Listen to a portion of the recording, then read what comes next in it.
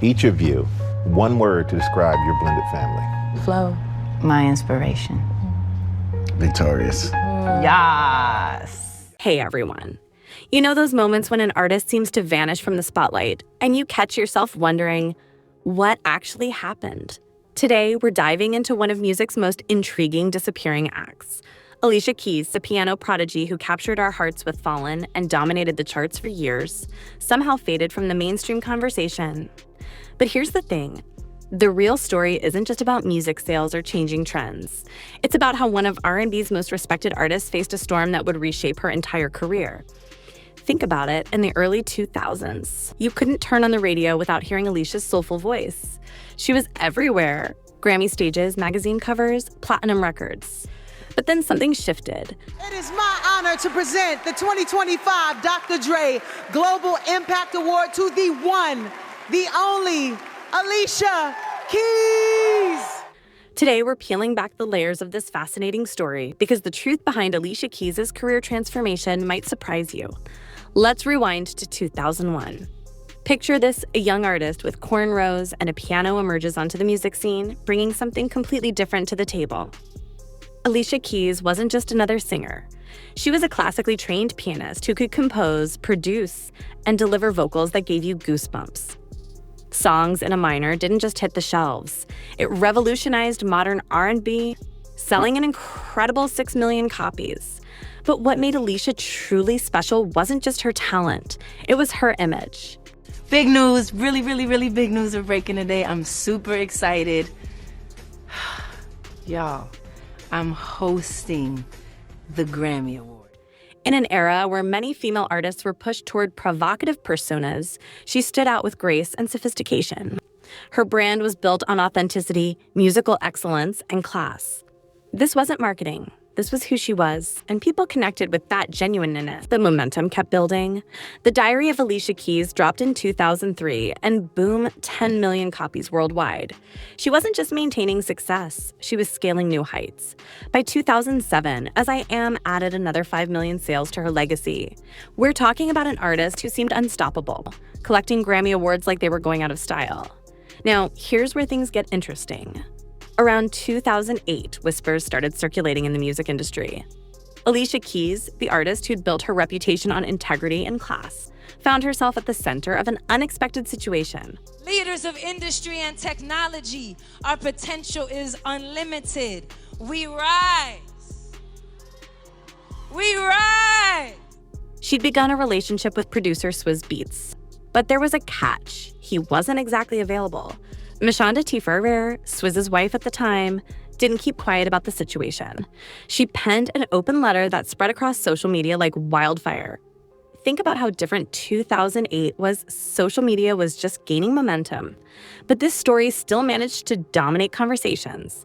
Mashonda's letter wasn't just another celebrity drama. It was raw, honest, and challenged everything people thought they knew about Alicia. The plot thickened when another woman, Jenna Sebastian, revealed she was expecting Swizz's child during the same period. Suddenly, the narrative wasn't just about a relationship, it was about choices, consequences, and public perception.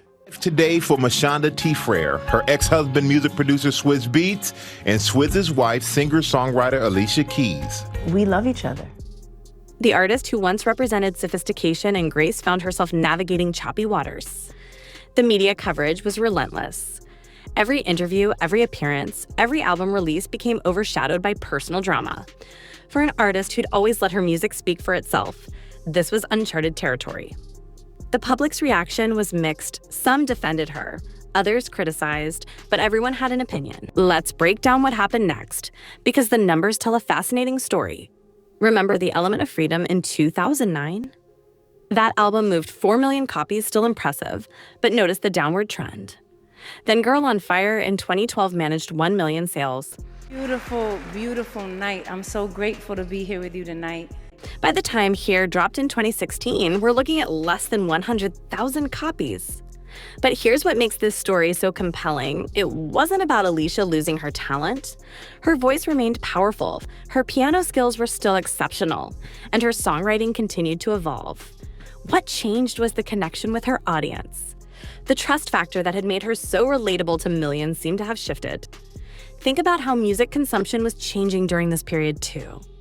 Streaming was rising, physical sales were declining, and the industry was transforming.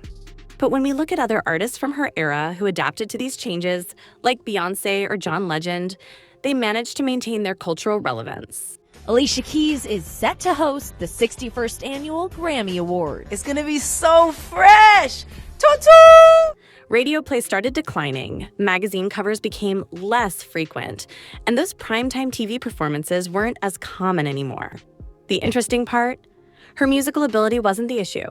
Critics still praised her artistry, but something had changed in how the public connected with her brand. The industry itself was watching too. Award show nominations became less frequent, and the buzz around new releases wasn't generating the same excitement. It's like watching a master chef prepare amazing meals, but suddenly finding the restaurant less packed. Out of the huts of history's shame, I rise. Up from a past that is rooted in pain, I rise. The quality remained, but the audience had shifted. Here's where the story takes an unexpected turn. Instead of letting the situation define her, Alicia Keys chose to reshape her narrative. Around 2016, she made a bold move, appearing without makeup in public and on red carpets. This wasn't just a fashion choice. It was a statement about authenticity and self-acceptance. What's fascinating is how she handled the relationship dynamics. Rather than perpetuating drama, Alicia, Swizz, and Mashonda did something remarkable. They worked on building a healthy blended family. I mean, we hang out with each other. We go to dinner together. Our family is one big, beautiful family. We're doing Thanksgiving. They even co-authored a book about their journey, showing others how to navigate similar situations with grace and maturity. This transformation wasn't just surface level. Her music began reflecting deeper themes of personal growth, self-discovery, and healing. Songs like In Common and Blended Family weren't just tracks. They were honest conversations with her audience about her life experiences. Behind the scenes, she was reinventing herself as more than just a musician. She became an advocate for natural beauty, women's empowerment, and mental health awareness. Her approach to these causes wasn't flashy or attention-seeking, it was genuine. Much like her early career persona, the industry started noticing this evolution too. While album sales might not have matched her early peaks, she was building something different, a legacy based on authenticity and personal growth rather than just commercial success. She began hosting the Grammy Awards, showing a different side of her personality that many hadn't seen before. Let's analyze something fascinating about the music industry during this period. When Alicia first emerged, artists could take their time between albums, letting each project breathe and develop naturally. But as streaming took over, the game changed completely. Suddenly, artists needed to maintain constant presence, drop regular content, and stay in the public eye continuously. Alicia's approach to music remained traditional, focusing on quality over quantity, taking time to perfect her craft. While other artists were releasing mixtapes, surprise albums, and constant collaborations, she stuck to her guns. This artistic integrity was admirable, but in the fast-paced digital age, it affected her visibility. Consider her collaborations during this period. While they remained selective and meaningful, the music industry had shifted toward frequent feature appearances and viral moments. Artists who maintained relevance were dropping singles every few months, engaging constantly on social media, and creating moments that would trend online. The way people consumed music had transformed too. Playlists replaced albums as the primary way of listening, and singles became more important than complete bodies of work. For an artist like Alicia, whose strength lay in crafting cohesive albums and telling complete stories through her music, this presented a unique challenge. Yet, she maintained respect within the industry. Other artists continued seeking her out for collaborations, and younger musicians still cited her as an influence. The difference was in the mainstream conversation. The constant buzz that keeps artists in the public consciousness had quieted. What's really interesting about this period is how Alicia's musical style evolved. We're doing the holidays. We'll do a birthday celebration together. It is a beautiful partnership. I'm very, very proud of that. Her early work was deeply rooted in classical piano and traditional R&B. But as time progressed, she began experimenting with different sounds. Songs like Girl on Fire showed her ability to adapt while maintaining her artistic core. Think about her piano playing, it remained the foundation of her music, but she started incorporating more modern production elements. Her voice, always powerful, began exploring new territories. She wasn't just hitting those signature high notes. She was playing with different tones and textures in her vocals. The lyrics evolved too. While her early songs focused on universal themes of love and heartbreak, her later work tackled more complex subjects. She began addressing social issues, personal growth, and family dynamics. These weren't just songs anymore. They were musical documentaries of her life experiences. Her live performances took on new dimensions as well. Rather than just sitting at the piano, she started incorporating more dynamic elements into her shows. Sometimes she'd play two pianos simultaneously, showing that her musicianship was still growing, still pushing boundaries. Production-wise, she started taking more control. While she'd always been involved in producing her music, her later albums showed more experimental production choices. She wasn't afraid to blend genres, mix unexpected elements, or challenge listener expectations.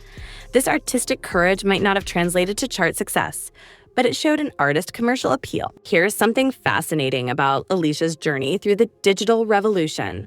While many artists scrambled to build their social media presence, she took a more measured approach. Instead of chasing viral moments or trending topics, she used digital platforms to showcase her artistry and share meaningful messages. Her YouTube channel became a space for more than just music videos. She started sharing piano tutorials, behind-the-scenes glimpses of her creative process, and intimate performances. This wasn't about generating buzz. It was about maintaining a genuine connection with her core audience. The streaming era brought its own challenges. In a world where algorithms favor frequent releases and playlist-friendly tracks, Alicia's thoughtful, album-oriented approach faced new hurdles. Yet, she found creative ways to adapt. Her songs began appearing on influential playlists, not because they were trending, but because they offered quality that stood out. But bringing their families together didn't happen overnight. It wasn't easy. It was a roller coaster ride, a lot of prayer, a lot of She also embraced new formats for sharing her art.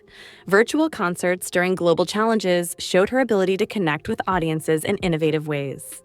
Her at-home performances, often featuring that iconic piano, reminded everyone why she became a star in the first place: pure, undeniable talent. What's particularly noteworthy is how she maintained her authenticity in an era of carefully curated online personas. No filters, no gimmicks, just real moments shared with her audience. This approach might not have generated viral sensations, but it preserved something more valuable: credibility. Let's explore something that often gets overlooked: Alicia's evolution as a businesswoman. Beyond the music, she developed diverse ventures that showcased her entrepreneurial spirit. She launched her own skincare line, focusing on clean, natural products that aligned with her makeup-free movement. Her approach to brand partnerships became more selective and meaningful. Rather than endorsing products for quick paydays, she chose collaborations that reflected her values. Whether it was promoting music education or supporting women in technology, each partnership told a story bigger than just business. She also ventured into production, working behind the scenes to develop new talent and create opportunities for emerging artists. This wasn't just about maintaining relevance. It was about building a legacy that extended beyond her own music career. What's particularly interesting is how she handled her publishing rights and master recordings. In an era where artists were fighting for ownership of their work, Alicia had quietly maintained control of much of her catalog. This business acumen showed she wasn't just a talented musician, but a savvy industry player. Her work in philanthropy expanded too. She co-founded Keep a Child Alive, focusing on HIV/AIDS care and prevention. But instead of just lending her name, she actively participated in fundraising and awareness campaigns. This wasn't celebrity charity. It was genuine commitment to change. The way she balanced artistic integrity with business decisions became a model for younger artists. She demonstrated how to maintain creative control while building sustainable revenue streams. meditation. After a painful divorce, Mashonda and Swizz, who share son Kasim Jr., now 11, weren't getting along. This might not have generated headlines like chart positions, but it secured her long-term stability in an unpredictable industry. Now, let's examine something truly remarkable about Alicia's influence on popular culture. Despite the changes in her commercial success, her impact on music education and artistry remained profound. Music schools still use her compositions to teach piano technique, and her early works are studied as examples of perfect song structure. Her influence on fashion and beauty standards created lasting change. When she embraced her natural appearance, it sparked conversations about authenticity in the entertainment industry. Young artists began following her lead, choosing to present themselves more naturally rather than conforming to industry expectations. Think about the doors she opened for musicians who didn't fit the typical pop star mold. She proved that classical training and contemporary R&B could coexist beautifully. This paved the way for a new generation of artists who brought their formal music education into modern genres. The way she handled public challenges became a masterclass in grace under pressure. Rather than engaging in public disputes or social media battles, she consistently chose dignity and professionalism. This approach influenced how many artists now handle personal matters in the public eye. Her impact on piano-driven music and contemporary R&B can't be overstated. Before Alicia, the piano was often seen as too classical for mainstream R&B. She changed that perception entirely, making the instrument cool again for a new generation. You can hear her influence in countless artists who followed, combining soulful vocals with serious piano skills. What's fascinating is how her influence extended beyond music. She became a role model for young women in business, showing them how to navigate male-dominated industries while maintaining their integrity. Her success opened doors in production, songwriting, and business ownership for countless others. Let's look at where Alicia Keys stands today and what makes her current position so unique. While she may not dominate charts like in her early days, she's achieved something more valuable: longevity and respect in an industry known for disposable fame. Her recent projects show an artist comfortable with her evolution. She's not chasing trends or trying to recapture past glory. Instead, she's creating music that reflects her growth, experiences, and current perspective. This authenticity resonates with a dedicated audience who've grown alongside her. Started off with a little bit of miscommunication and negativity. Something that was affecting their son. He wanted to know why I couldn't go see him at his dad's, and why can't his dad come over and see his bedroom at our house? It was really a wake-up call. Even if we don't want to for ourselves right now, we have to do it for him. What's particularly interesting is how she's mentoring the next generation. Behind the scenes, she's working with emerging artists, sharing not just musical knowledge, but lessons about navigating the industry while maintaining artistic integrity. This role as an industry elder statesman came naturally, without the usual fanfare. Her influence on modern music continues in subtle but significant ways. Listen to any current R&B artist who combines classical elements with contemporary sounds. You'll hear echoes of the path Alicia pioneered. Her fingerprints are all over the industry, from production techniques to performance styles. Looking ahead, Alicia's positioned herself perfectly for the next phase of her career. She's not dependent on hit singles or viral moments. Instead, she's built a sustainable career based on musical excellence, business acumen, and genuine artistry. This foundation suggests she'll remain a relevant and respected figure in music for years to come. The most fascinating aspect of her current status is how she's redefined success on her own terms. It's not about topping charts anymore, it's about creating meaningful art, building lasting relationships, and leaving a legacy that extends far beyond music. Let's wrap this up by examining the bigger picture of Alicia Keys' journey and what it teaches us about artistry, resilience, and authenticity in the modern entertainment world. Her story challenges our understanding of success in the music industry. While traditional metrics like album sales and chart positions tell one story, her influence and impact tell another. She proved that maintaining artistic integrity doesn't mean sacrificing relevance, it just means finding a different kind of connection with your audience. Consider how she transformed potential career obstacles into opportunities for growth. When faced with personal challenges, she chose evolution over explanation. When the industry changed, she adapted without compromising her core values. When social media transformed celebrity culture, she found ways to use these platforms meaningfully rather than chasing fleeting viral fame. The way she balanced artistry with activism offers valuable lessons too. Rather than making grand statements, she consistently used her platform for purposeful change. Her work in education, healthcare, and women's empowerment shows how artists can create impact beyond their music.